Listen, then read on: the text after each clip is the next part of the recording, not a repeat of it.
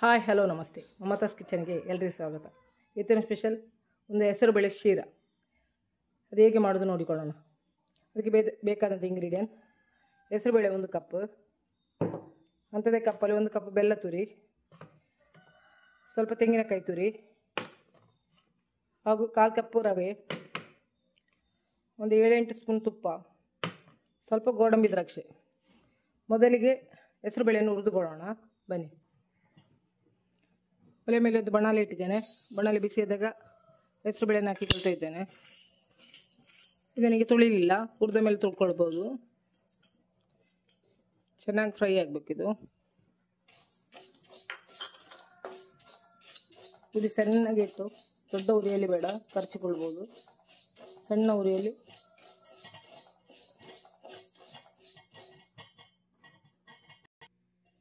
ಈಗ ಒಂದು 2-3 ನಿಮಿಷ ಇದು ಫ್ರೈ ಆಗಿದೆ. ಸ್ವಲ್ಪ ಬಣ್ಣ ಚೇಂಜ್ ಆಗ್ತಾ ಬರ್ತಾ ಉಂಟು, ಸ್ಮೆಲ್ ಒಳ್ಳೆ ಬರ್ತಾ ಉಂಟು.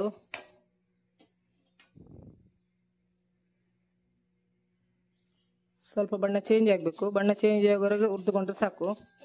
ಇದೀಗ ಬಣ್ಣ ಚೇಂಜ್ ಆಗ್ತಾ ಬರ್ತಾ ಉಂಟು, ಸಾಕು. ಈಗ ನಾನು ಗ್ಯಾಸ್ ಆಫ್ ಮಾಡಿ ಕೊಡ್ತೇನೆ. ಇದನ್ನು ಚೆನ್ನಾಗಿ ತೊಳೆದು ಕುಕ್ಕರಲ್ಲಿ ಹಾಕಿ ಬೇಯಿಸ್ಕೊಳ್ಬೇಕು. ಚೆನ್ನಾಗಿ ತೊಳಿಬೇಕು. ಸಾಕಿದು, ಇದು ಫ್ರೈ ಆಗಿದೆ. ಈಗ ಇದನ್ನು ಚೆನ್ನಾಗಿ ತೊಳೆದು ತೆಗೆದುಕೊಂಡಿದ್ದೇನೆ. ಒಂದು ಕುಕ್ಕರಿಗೆ ಹಾಕಿಕೊಂಡಿದ್ದೇನೆ. ಇದಕ್ಕೆ 2 ಕಪ್ ನೀರು ಹಾಕಿಕೊಳ್ತಾ ಇದ್ದೇನೆ. ಹೆಸರುಬೇಳೆ ತೆಗೆದುಕೊಂಡ ಅದೇ ಕಪ್ಪಲ್ಲಿ 2 ಕಪ್ ನೀರು ಹಾಕಿ 3 ಸೀಟಿ ಬೇಯಿಸಿಕೊಳ್ತಾ ಇದ್ದೇನೆ. ನಮ್ಮ ಕುಕ್ಕರ್ 3 ಸೀಟಿ ಆಗಿದೆ. ಕೆಳಗೆ ಇಟ್ಕೊಳ್ಳೋಣ.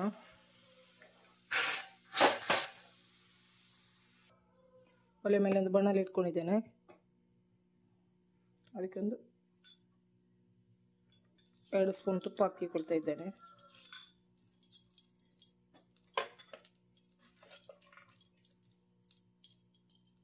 ತುಪ್ಪ ಬಿಸಿಯಾದಾಗ ಗೇರು ಬೀಜ ದ್ರಾಕ್ಷಿ ಹಾಕಿಕೊಳ್ತಾ ಇದ್ದೇನೆ.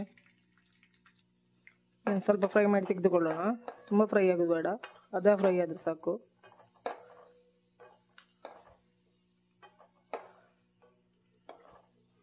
ನಿಮಗೆ ಎಷ್ಟು ಬೇಕೋ ಅಷ್ಟು ಹಾಕಿಕೊಳ್ಬೋದು, ಅವರವರ ಇಷ್ಟ ಇದು. ಈಗ ಇದಕ್ಕೆ ತೆಂಗಿನ ತುರಿಯನ್ನು ಹಾಕಿಕೊಳ್ತಾ ಇದ್ದೇನೆ. ಒಂದು 1/4 ಕಪ್ಪಿನಷ್ಟು ತೆಂಗಿನ ತುರಿ. ಇದನ್ನು ಕೂಡ ಫ್ರೈ ಮಾಡ್ತಾ ಇದ್ದೇನೆ. ಇದರ ಜೊತೆಗೆ 1/4 ಕಪ್ ರವೆ ತೆಗೆದಿರಿಸಿ ಅಂತ 1/4 ಕಪ್ ರವೆಯನ್ನು ಕೂಡ ಹಾಕ್ತಾ ಇದ್ದೇನೆ. ಅದನ್ನು ಕೂಡ ಒಟ್ಟಿಗೆ ಒಳ್ಳೆ ಫ್ರೈ ಮಾಡ್ತಾ ಇದ್ದೇನೆ. ಚೆನ್ನಾಗಿ ಫ್ರೈ ಆಗಬೇಕು. ಎರಡು ಕೂಡ ಚೆನ್ನಾಗಿ ಫ್ರೈ ಆಗಬೇಕು.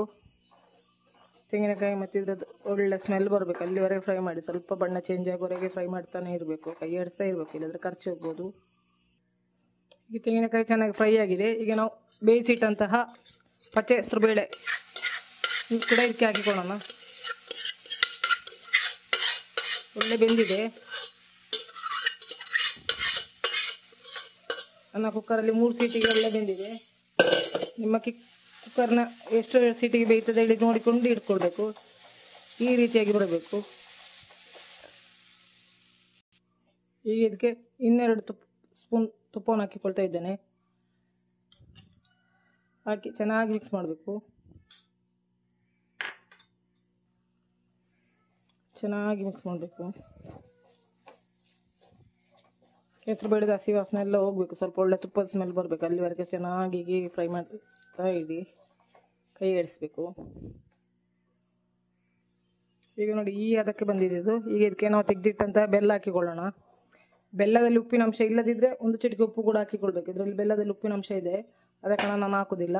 ಉಪ್ಪಿನಂಶ ಇಲ್ಲದಿದ್ದರೆ 1 ಚಿಟಿಕೆ ಉಪ್ಪನ್ನು ಕೂಡ ಈ ಸಂದರ್ಭದಲ್ಲಿ ಸೇರಿಸ್ಕೊಳ್ಬೋದು. ಚೆನ್ನಾಗಿ ಮಿಕ್ಸ್ ಮಾಡಿ.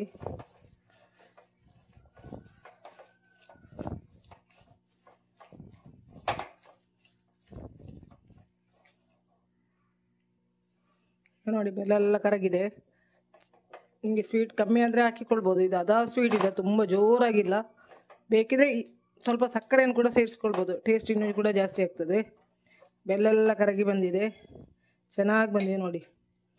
ಈಗ ನಾನು 2-3 ಏಲಕ್ಕಿ ಗುದ್ದಿಟ್ಟದನ್ನು ಹಾಕ್ತಾ ಇದ್ದೇನೆ. ಹಾಗೂ 1 ಸ್ಪೂನ್ ತುಪ್ಪವನ್ನು ಹಾಕ್ತಾ ಇದ್ದೇನೆ. ಸ್ವಲ್ಪ ತುಪ್ಪ ಇಟ್ಟಿದ್ದೇನೆ, ಬಾಕಿ ಎಲ್ಲ ಹಾಕಿದೆ. ಚೆನ್ನಾಗಿ ಮಿಕ್ಸ್ ಮಾಡುವ.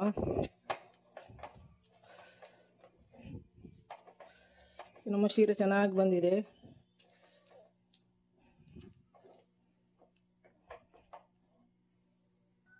ಈಗ ನಮ್ಮ ಶೀರ ರೆಡಿಯಾಗಿದೆ. ನಾವು ತೆಗೆದಿಸಿದಂಥ ಗೇರು ಬೀಜ ದ್ರಾಕ್ಷಿಯನ್ನು ಕೂಡ ಹಾಕಿಕೊಳ್ಳೋಣ. ಹಾಗೂ ಉಳಿದ ತುಪ್ಪವನ್ನು ಕೂಡ ನಾನು ಇದಕ್ಕೆ ಹಾಕಿಕೊಳ್ತಾ ಇದ್ದೇನೆ. ಈಗ ನಮ್ಮ ಹೆಸರುಬೇಳೆ ಶೀರ ರೆಡಿಯಾಗಿದೆ. ತುಂಬ ಟೇಸ್ಟಾಗಿದೆ. ಎಲ್ಲ ಟ್ರೈ ಮಾಡಿ. ಮಕ್ಕಳಿಗಂತೂ ತುಂಬ ಒಳ್ಳೆಯದು ಪಚ್ಚೆ ಹೆಸರುಬೇಳೆದು. ಮಕ್ಕಳಿಗೆ ದೊಡ್ಡವರಿಗೆ ಎಲ್ಲರಿಗೂ ಇಷ್ಟ ಆಗುವಂಥ ಸೂಪರ್ ಟೇಸ್ಟಿ ಶೀರ. ಎಲ್ಲರೂ ಟ್ರೈ ಮಾಡಿ. ನಿಮಗೆ ನನ್ನ ಈ ರೆಸಿಪಿ ಇಷ್ಟ ಆದರೆ ಲೈಕ್ ಮಾಡಿ, ಶೇರ್ ಮಾಡಿ, ಕಮೆಂಟ್ ಮಾಡಿ. ಈಗ ನಮ್ಮ ಬಿಸಿ ಬಿಸಿ ಶೀರ ಸವಿಲಿಕ್ಕೆ ಸಿದ್ಧ ಆಗಿದೆ. ಎಲ್ಲರೂ ಟ್ರೈ ಮಾಡಿ. Thank you.